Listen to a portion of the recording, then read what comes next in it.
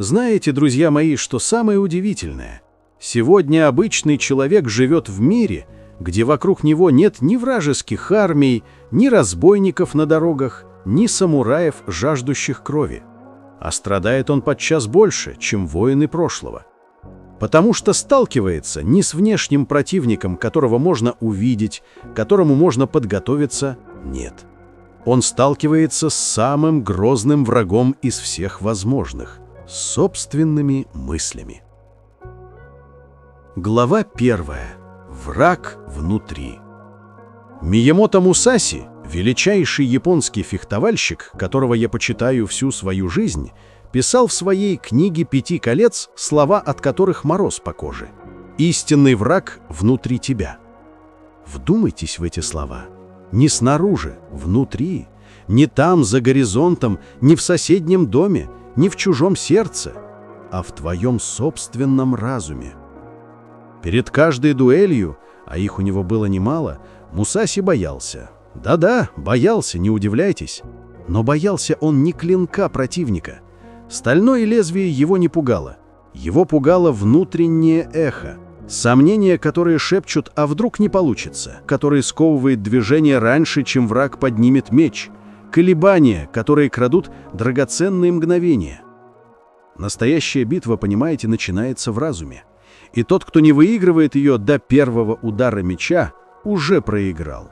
Можешь размахивать самым острым клинком в мире. Толку не будет, если внутри хаос. Мусаси провел более 60 поединков за свою жизнь. 60.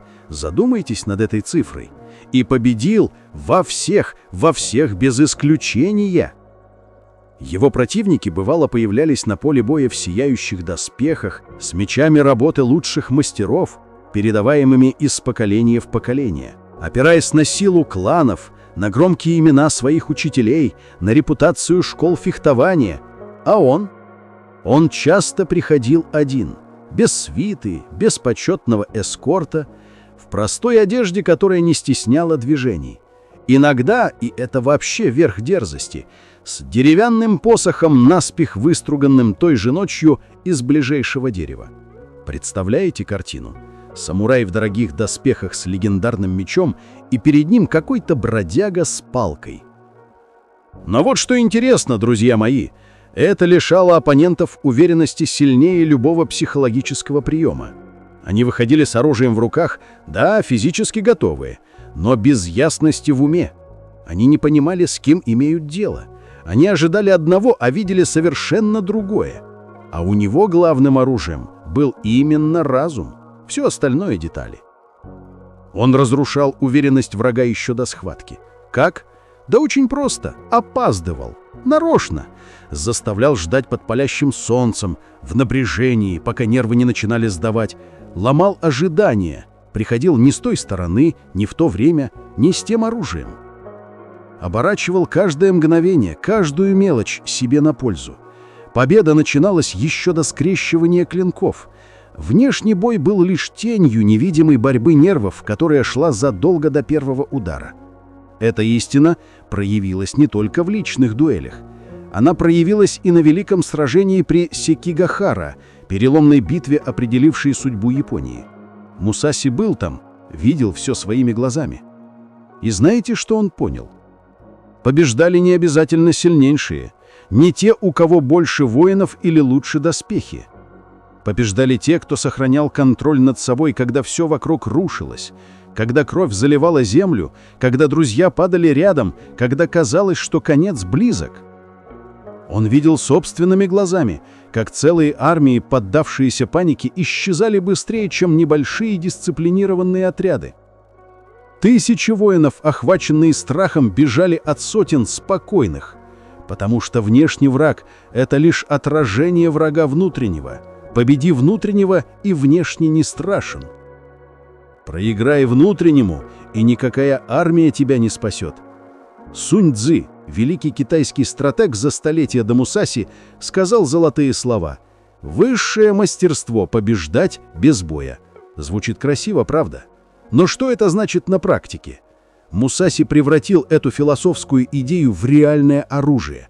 Он побеждал противников до того, как они успевали занести меч, побеждал их сомнениями, их страхами, их собственными мыслями. И вот что я вам скажу, друзья мои. Эта мудрость актуальна сегодня не меньше, чем 4 века назад. Может быть, даже больше. Потому что сегодня враги не приходят с мечами. Они приходят в виде тревоги по утрам, в виде прокрастинации, которая крадет годы жизни, в виде страха перед мнением других людей. И если ты не научишься побеждать этих врагов, они победят тебя. Не за один день, нет. Медленно, незаметно, день за днем. Глава 2. Битва разума. В пещере Рейгандо, где Мусаси провел последние годы своей жизни, тишина, как ни странно, никогда не была полной. Казалось бы, уединение, горы, никаких людей рядом, только камень да вода. Идеальное место для покоя. Но нет, друзья мои. Там слышался шепот его собственных мыслей. И этот шепот, поверьте старику, бывает громче любого крика на поле боя. Клинок, владеть которым он мог с нечеловеческой легкостью, после десятилетий практики, ставшей продолжением его руки, этот клинок был ничто, детская игрушка по сравнению с тем невидимым бременем, которое он нес в голове. Что, если я не непобедим? Что, если моя легенда разрушится одним неудачным ударом? Что, если все, что я построил, рухнет?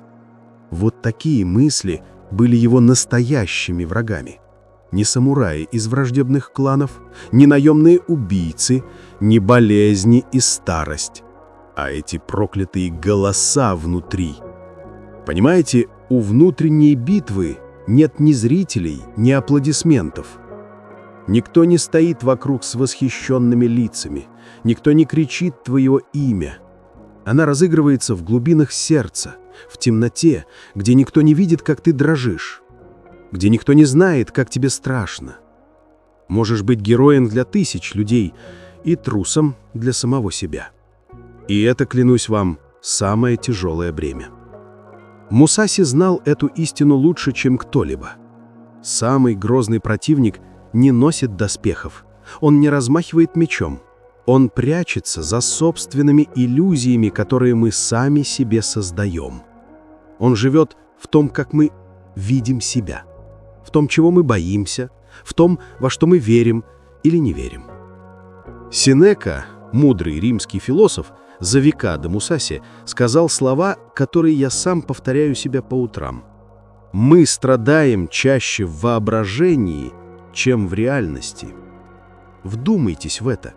Сколько раз вы мучились из-за чего-то, что так и не произошло? Сколько ночей не спали, прокручивая в голове ужасные сценарии, которые остались только в голове?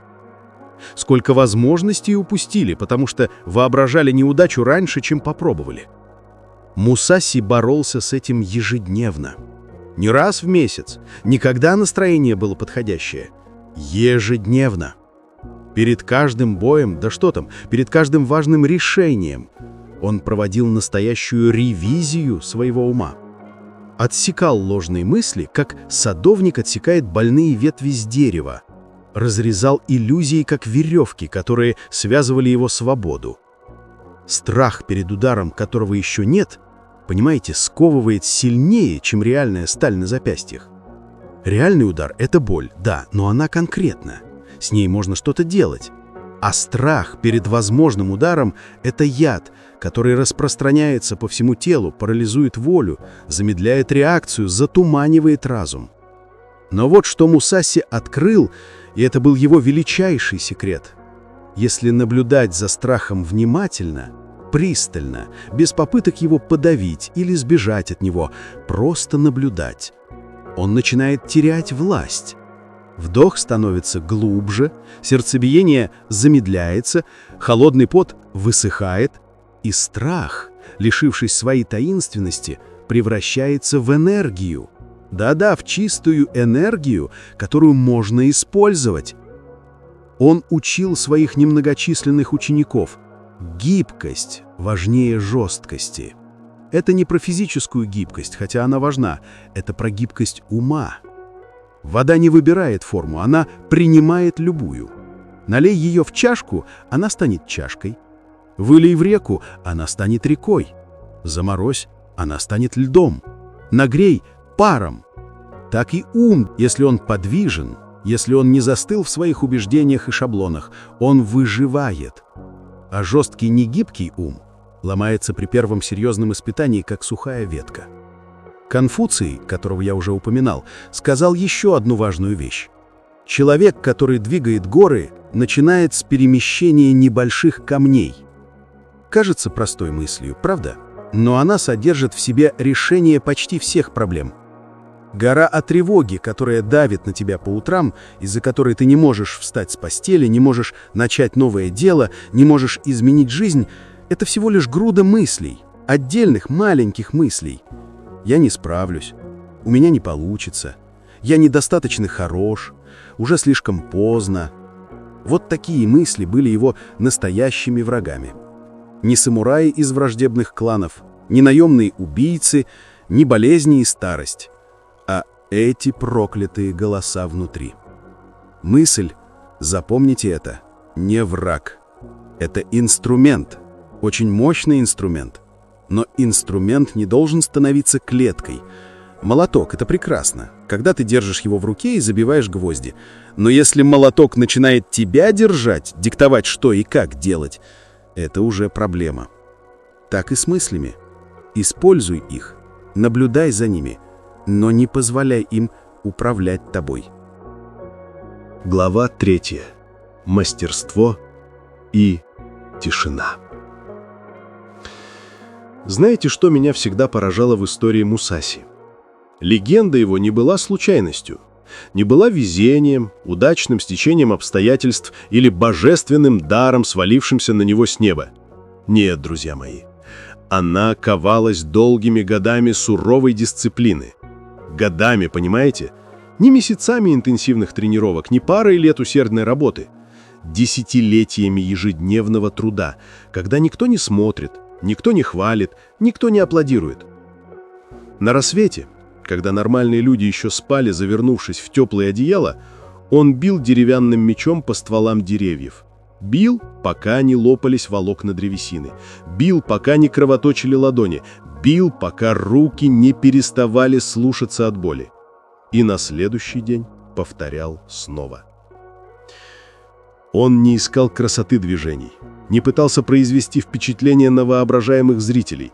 Он искал истину движения, то самое правильное положение тела, тот самый угол удара, ту самую траекторию клинка, которые, повторенные столько раз, что сбиваешься со счета, становятся инстинктом. Не думаешь – делаешь. Тело знает само. Каждая ката – формальное упражнение фехтования. Каждый вдох согласованный с движением, каждое положение ног, каждый поворот корпуса – все это становилось кирпичом в крепость его разума.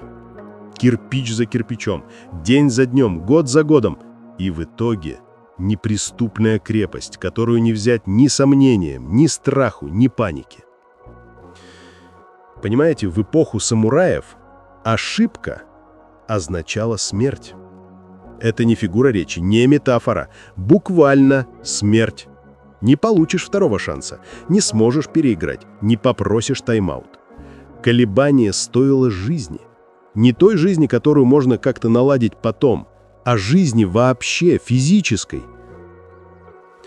Ямамото Цунетома, еще один великий самурай, писал в своем хагакуре, сокрытом в листве, слова, которые современному человеку могут показаться мрачными. Путь самурая – это смерть. Но послушайте, что это значит на самом деле? Это смерть не только тела в бою, хотя к этому тоже надо было быть готовым каждую секунду. Это ежедневная смерть лени, которая шепчет «еще 5 минуточек». Смерть сомнений, которые парализуют волю. Смерть отвлечений, которые крадут время, отпущенное на этой земле. Каждое утро самурай умирал для своих слабостей и возрождался более сильным. Мусаси не ждал войны, чтобы закалить дух. Не ждал, пока обстоятельства заставят его стать сильнее. Он вел эту войну каждый день, в лесу, один на один с деревьями, в полях, где только ветер был свидетелем его усилий, в пустых комнатах, где никто не видел его пота и крови. Это и есть настоящая дисциплина, та, что не нуждается во зрителях. Когда же он удалился в пещеру Рейганду, уже в преклонном возрасте, его интересовал уже не клинок. Меч он освоил до пределов человеческих возможностей и даже, кажется, за этот предел. Теперь его интересовала тишина камней, дыхание земли, дуновение ветра в расщелинах скал. Все стало для него учением, каждый момент уроком. Дзенские монахи, с которыми он общался, учили простой, но глубокой истине. Когда вода спокойна, луна отражается в ней. Когда ум спокоен, открывается истина. Взболтай воду, и отражение исказится, размоется, исчезнет. Так и с умом. Пока он мечется, волнуется, дергается от каждого раздражителя, истину не увидеть. Он научился смотреть не на врага перед собой. Врагов он уже победил всех, и внешних, и внутренних. Теперь он смотрел вглубь, в собственный океан, туда, где рождаются волны мыслей, где формируются намерения, где живет истинное «я», незамутненное условностями и страхами. Так рождается подлинная сила, друзья мои. Запомните это.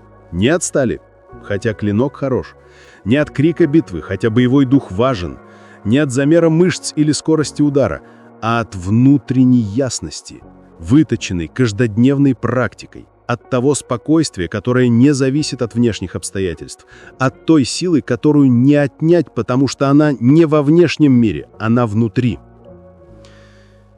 И теперь позвольте мне задать вам, дорогие слушатели, несколько вопросов. Не для того, чтобы вы ответили мне, для того, чтобы вы ответили себе. Честно, наедине с собой.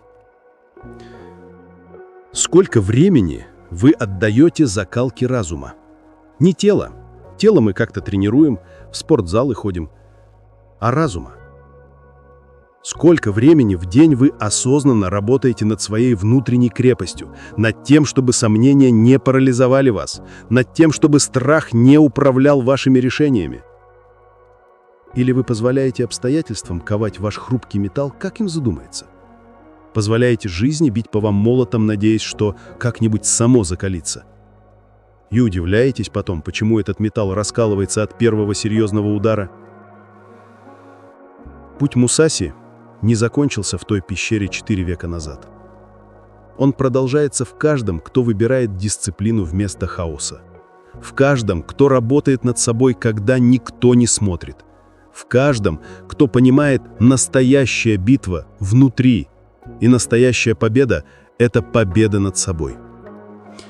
Если эти слова нашли отклик в вашем сердце, если вы чувствуете, что этот путь – ваш путь, буду рад видеть вас среди единомышленников. Подписывайтесь на канал. Не часто, но по делу будем вместе искать мудрость в старых истинах и применять их к нашей непростой современной жизни. Идти в одиночку трудно. Идти вместе легче.